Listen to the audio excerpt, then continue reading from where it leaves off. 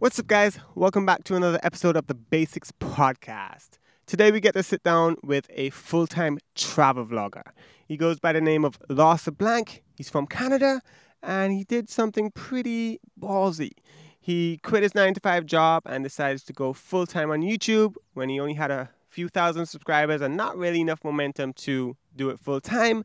But within a year, he managed to break even and kind of create a lane where he can continue doing it, and within 3 years he's managed to make it into a very successful career of being a full-time travel vlogger. He's racked up over 56 million views and now spends all his days traveling and documenting his adventures. So yeah, guys, today we're going to jump into a little bit about who he is, how he got started, and maybe give you guys a little bit of that secret sauce on how to become a travel vlogger.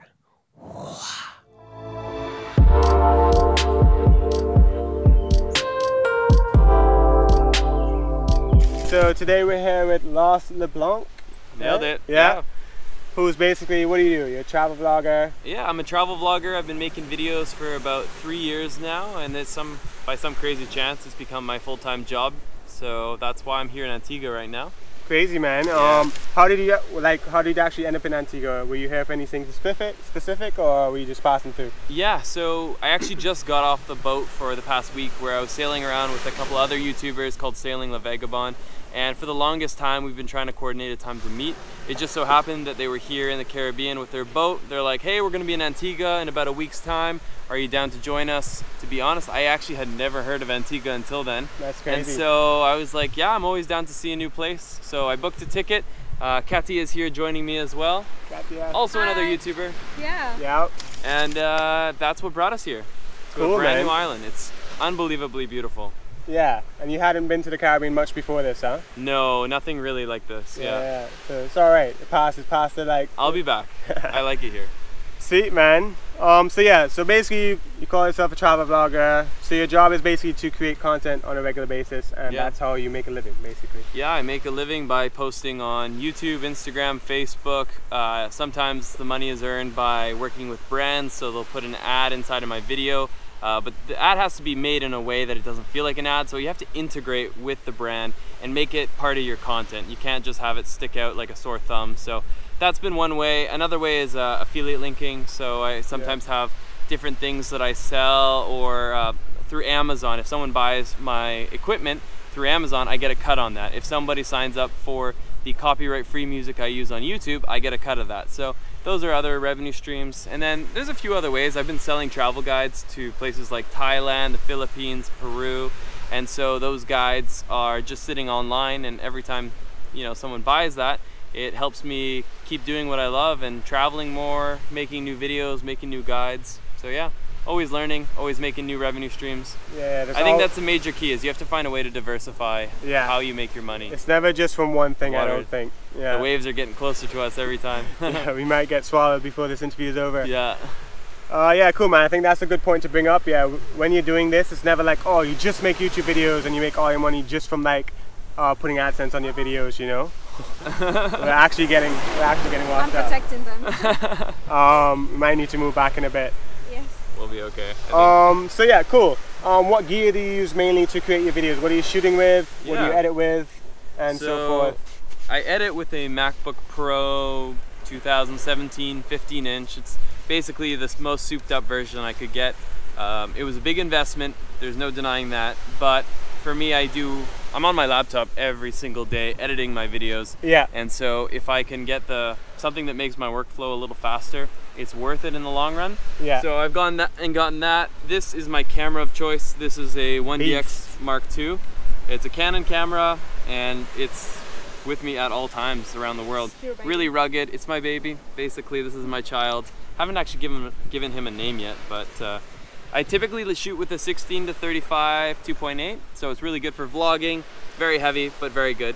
And then I also use it for cinematics with a few other lenses. And then my drone is a Phantom 4 Pro, and I'm trying to think if there's any other equipment I have. I also have a Ronin, a lot of other equipment too. So got all the goodies pretty much. Yeah, it's not happened overnight. It's definitely been a progression of investing a lot of my earnings back into the equipment that I use.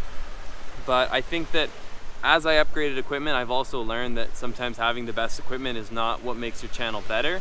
The best channel is the one that has the best story. So sometimes people look back on my old videos and they're like, oh, we like the GoPro videos better. And that's because when I wasn't shooting with this or with that, I was focusing on what was in front of me, the experiences, the moments. And so if you're watching this and you don't have the money to buy something like that, that's not a bad thing. It's actually great to just start with the basics and to learn your storytelling, because eventually when I did start getting all this equipment all at once, I did have points in my channel where I feel like I lost sight on what was most important.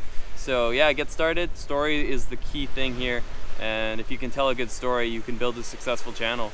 Yeah, cool, man. Yeah, I think that's pretty important topic is you know, yeah, how did you go about that? How did you find your niche in a sense? What made you decide to do travel videos versus videos about cats or something super random, you know? What were you just passionate about travel? Was it something you wanted to do? I just don't like cats so much, so. You're just a cat hater? Yeah, I'm not a fan of cats.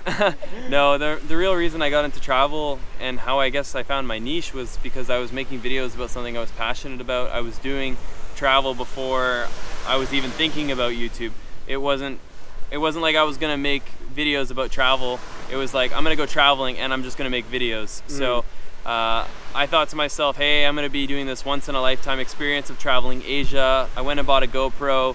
I started recording the memories for myself and to share them with a few friends and family.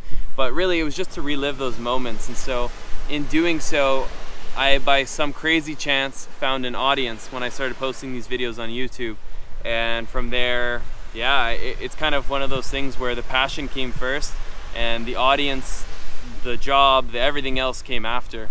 Nice, man. Yeah. Love to travel, love to see new places, and in sharing that experience with other people, I was able to make a job, a career. That's awesome, man. And how long has it been since you like started to getting to where like now it's actually working and you figured it out? So like when did I become like financially like in a sense where like you're like, or? okay, yeah, this is actually working, I can keep doing this, keep building. Like how long till you like got to kind of that stage where you got like a big job or a big trip or something like that? So I did something that most would consider pretty bold. What I ended up doing was, at first it was a hobby. I had the GoPro, I was posting videos, and I made a micro audience. Like, you know, at the end of the day I had 2,000 subscribers or something like that, and that's not enough to put food on the table, to live off of full time. But what that is that's 2,000 people that subscribed to me early on, that believed in what I was doing and really found something unique that they grabbed onto in the channel. And that you can never underestimate your first few subscribers, because they will hopefully be the ones that bring you to where you need to be. But oh yeah, how I became. Yeah, so how long did it take? So you started YouTube like for how many years, and then before you like that's started where I was like, going with it. polishing it. So basically, I started working full time after I built that audience of 2,000 subscribers, and I realized I really didn't like my job. So I was like, okay, I'm gonna do something ballsy. I am not by any means making enough money off YouTube. Maybe I was making $150 to $200 a month, but I was like, I would rather be a starving artist and do something I love than to be working and, you know, making money and not enjoying my life. So I decided to quit the job and try YouTube full time. And I guess when I first started it as a job, I was not making enough money to get by, but I had $5,000 to my name. I used a lot of it to buy a ticket to Thailand, and I just started to live very, very budget conscious. So the hotels I chose or the food I chose was all very budget. And I just worked my ass off every day to make sure I got a new video up. I made sure that I was, you know, continuing to stay on point with what my content was about. And in doing that, I would say within about 3-4 months of having quit my job, I was probably able to break even, meaning that the amount I spent that month was the same amount that I earned through ad revenue or through maybe a brand integration, even though at the time they were only like $100, but that made a big difference when I was living in Thailand. So, and then within a year, I was, you know, churning a bit of a profit, maybe pretty close to what I would expect to have earned from a full-time job, considering, you know, if I had to be downtown Vancouver, I would be paying a lot in rent and food. So I was starting to make money after a year, and after 2 years, yeah, it's been fantastic, and 3 years, even more fantastic. So the money is out there, but you know, if somebody gets into this for money, it won't really work out. You have to make sure that the passion comes first. Yeah. Yeah. Passion and then strategy, I think, you know, obviously doing it for the love, but then also thinking about, you know, how you can actually make it work so you can you know, Totally, putting a little bit of food on your plate at the same time. Yeah, exactly. Yeah, you have to have a bit of a good head on your shoulders to get past the difficult stages and to survive, because for sure, nobody's just gonna send you money. You know, and at the end of the day, you need Wi-Fi to keep uploading your videos, you right? do, so yeah. you gotta at least be able to pay for You that, do, I guess. And it costs money to get the Wi-Fi, and Yeah. Cool, man. So after all this time, what has been your like favorite like trip or collaboration that you've done, that, you know, out of everything you've done, if you could just list one thing that was like, whoa, this is crazy that I got to do this, what would that be? I've been able to work with some really epic hotels, and I'm not gonna lie, like, my audience doesn't always love it. Sometimes they're like, like, this isn't what your channel's about. But personally, I love being in like one of those really nice hotels, and one of them in Thailand called Soneva was like the most dream of 3 days. And so that was like one of those moments where you like sit back and you're like, this was all from a GoPro video that I posted on the internet a few years ago, and hard work that was put behind, you know, continuing to post. And so that was a really cool collaboration I had with a hotel group. I got to work with a tourism board in Alberta, and I got paid really well to go and travel a beautiful province, to get to see new things, meet new people. And I think it's like those moments there, that it's not really one moment, but a lot of moments where you realize you're just doing something that you would have done anyways, even if you weren't being paid. And yet you're still able to earn an income and to save up money. And, you know, of course, this is fun and all, but you need to be strategic with it. If you're gonna make this your job, you have to find a way to save some money. And so, you know, I'm working on that. I'm always strategizing, but every day I get to call this my job is truly a blessing. Yeah, man, you're definitely a big inspiration to someone like myself, because I'm, you know, kind of pursuing a similar path to you, not so much travel stuff, but just creating content and trying to make money from it. So it's cool just hearing your side of the story, hearing how long it took. You're on your way, man. You got a great start, and you found your niche already. Yeah. And I think that's key. Like, what he's got going on is he's catering to an audience, which is the kite surfing community. And I'm sure even like Antigua could be another one of your niches. And I think that's how I got started, was that I was making content that there was really not a ton of information about. I focused on Southeast Asia, and by being one of the first movers, and by, in my opinion, creating some of the most informational content about that place, I was able to get myself on top of that category. Yeah. And so you're doing the same thing for yourself right now. So I see a lot of great things going on. Oh, snap. Which is awesome. Cool, man. Thanks for the feedback. Yeah. It's cool. So yeah, I mean, being a social media influencer, I guess, you know, it sounds amazing, looks amazing, you get to do a lot of fun stuff. Are there any downsides to like pursuing this for you? Like, because for sure, for me, I know it's definitely a lot of work. There's a bit of an obsession where every day you're thinking about it. Yeah. And for me, sometimes that does kind of make me think about, you know, is this the right thing? Because it kind of gets in the way of normal life sometimes. Yeah. How is it for you? How are you dealing with, like, you know, the pursuit of every day, every week, just create? For sure. I get this question a decent amount, where people are like, you know, you're traveling the world and you're filming it all, but are you truly enjoying it? And I think it's a valid question, because there are moments where there's a beautiful sunset, and instead of just sitting there and admiring the beautiful sunset, I'm thinking to myself, oh, I need to get the other lens on, I need to get the time-lapse set up, where's my tripod? I'm freaking out and I'm stressing out because my equipment's not ready. So there's moments where it's like, you know, this is my job, and so it does change the way you go about the thing that you loved. But for me, I would be bored to tears of travel by now if I didn't have a purpose to my travel. And so this really gives me purpose while I'm seeing the world, which I love doing. But if it was always just about sitting on a beautiful beach, I would be tired by now. And for me, the negative is almost a positive. Like, even though I don't always enjoy things the exact same way the average traveler would, it's the reason I'm still enjoying things and finding meaning in what I'm doing. Yeah. So other negatives, though, you know, you will face criticism. Yeah. People who don't understand what you're doing, yeah. Whether it's the person on the road who sees you vlogging and they're like, what the heck's that kid doing? Or it's the friends back home who are kind of behind your back making fun of you. And I experienced some of that. It by no means ever discouraged me, because I was just set on, this is what I wanted to do. It's what I enjoyed, and, you know. And the experiences, I think, outweigh all of that stuff anyways. Doesn't really matter, because you know what you're doing. Doesn't really matter if they don't get it or not, you know. And ultimately, getting ahead is always done by doing the things that others aren't. And so when you do things that other people aren't going to do, you will get criticized for it. But the positives, if you kind of stick through with it, always outweigh the negatives. Cool, man. So yeah, what do you hope to achieve with all this reach? You know, you're building an audience, it's getting bigger every day. What do you hope to, you know, achieve in the next few years, as far as just for yourself personally, and also just for the people that are actually tuning in? You want to leave an impact on them, or you know, is there any thought about that? For sure. I mean, a personal goal is to just see more of the world. I absolutely love traveling and meeting new people, new cultures.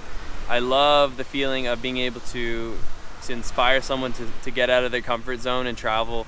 I get the comment a lot that, oh, I went and saw the Philippines because of your videos, or Thailand, and for me, I have so many amazing memories in these places. So when I know that somebody else went out of their comfort zone to take on that challenge, that adventure, I love that feeling. And I get so much amazing feedback of people being like, it was the best trip of my life, it was the best use of my money, the best decision I ever made. And so that's extremely rewarding. And sometimes I'm even lucky enough to meet those people on the road as I'm in those countries, and that's next level rewarding, where you get to see them face to face. So long-term goal, I mean, I would love to have more travel guides for different places in Southeast Asia.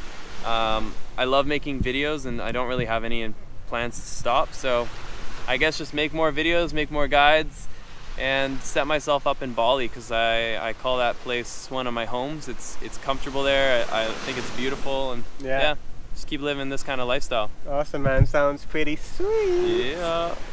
Cool, man. So let's not get so serious anymore, I guess, but what's like a random fact about you that no one knows? Just a random thing that maybe not even Kathy knows. Okay. Gotta think. He puts it all out there, so she's asked me this question before, so I feel like I've already given up on my little things. It could be the same as hers, I guess. You can tell me what's something funny. Huh? Pepper. Pepper? Oh. Or needles.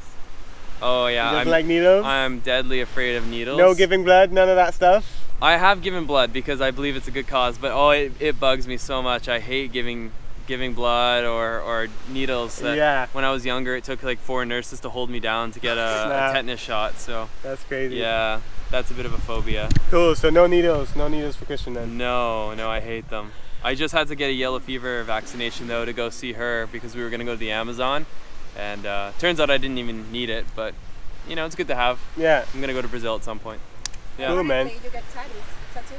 Yeah, tattoos are okay because they're not deep needles, you know? They're just little surface level, but it's the deep needles that go under your skin. That's funny that you're fine with that, but not fine with the normal needles. Yeah.